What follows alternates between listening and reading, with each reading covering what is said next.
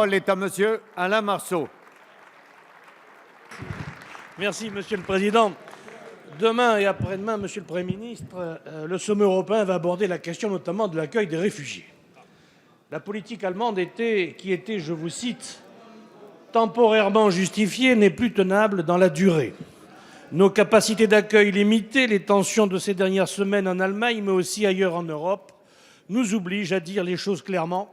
L'Europe ne peut plus accueillir tous les migrants en provenance de Syrie, d'Irak ou de certains pays d'Afrique.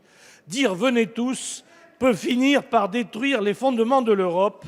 C'est ce que vous avez déclaré, Monsieur le Premier ministre, à Munich lors d'une conférence sur la sécurité.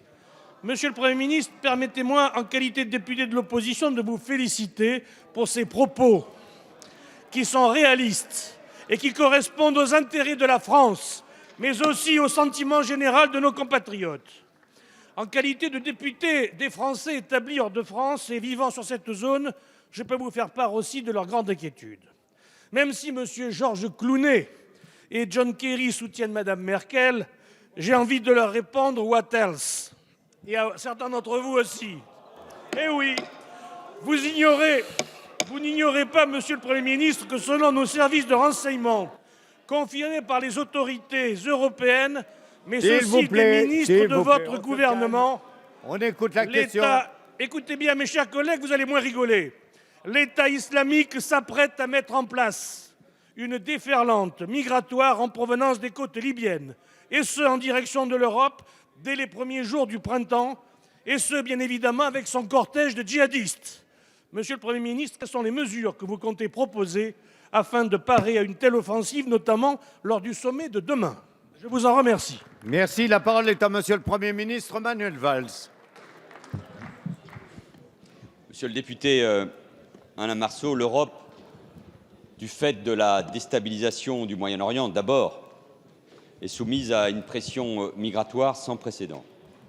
Et face à cela, il faut un langage en tout cas de vérité, de clarté, vis-à-vis des gouvernements européens, vis-à-vis de nos concitoyens qui, légitimement, s'inquiètent. Et enfin, dans l'intérêt même, il faut tenir ce langage de vérité et de clarté, dans l'intérêt même de ceux qui fuient les persécutions et qui ont droit à notre protection.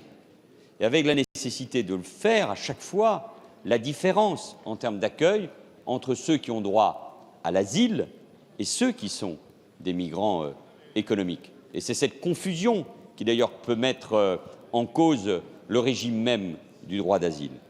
Ce langage de vérité, c'est que l'Europe n'est pas en capacité d'accueillir tous les migrants et tous les réfugiés.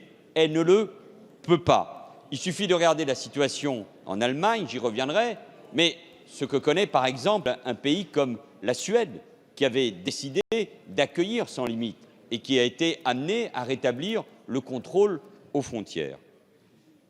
L'urgence est donc de trouver une réponse à ces flux migratoires. Et c'est la position que défend la France depuis plusieurs mois. Le ministre de l'Intérieur, notamment, a déjà eu l'occasion de s'en expliquer ici même.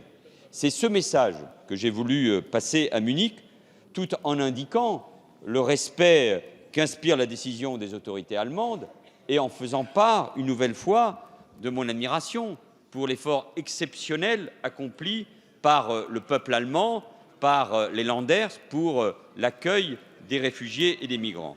Et dès à présent, au-delà de ce qu'il faut faire en Syrie, parce qu'il faut être aussi cohérent, quand on voit ce qui se passe aujourd'hui, les bombardements russes sur des populations civiles du côté d'Alep, les initiatives qui peuvent être amenées par un certain nombre de pays de la région, est-ce que la situation en Syrie va s'arranger du fait de ces initiatives? Non, les réfugiés vont continuer à fuir les zones de combat. Donc nous savons que la solution est d'abord politique, diplomatique et militaire en Syrie comme en Irak. Mais dès à présent, il faut mettre en œuvre le plan d'action conclu le 29 novembre entre l'Union européenne et la Turquie.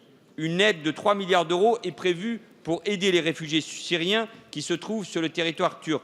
La Turquie doit désormais mettre pleinement en œuvre ses engagements. Il faut également assurer un contrôle effectif aux frontières extérieures de l'Union européenne, comme le prévoit Schengen. Et pour cela, il faut adopter dans les plus brefs délais les deux propositions faites par la Commission, c'est-à-dire d'abord créer un véritable système de garde-frontières européen et ensuite mettre en place des contrôles systématiques à l'entrée de l'espace Schengen.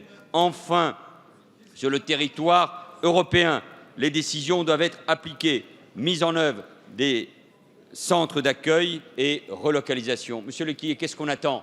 Cette question, vous ne la posez pas au gouvernement français. Le gouvernement français, y compris dans les initiatives avec le gouvernement allemand, par l'intermédiaire de Bernard Cazeneuve et de Thomas de Maizière, ne cesse de demander la mise en œuvre de ces décisions parce que ces décisions n'ont que trop tardé.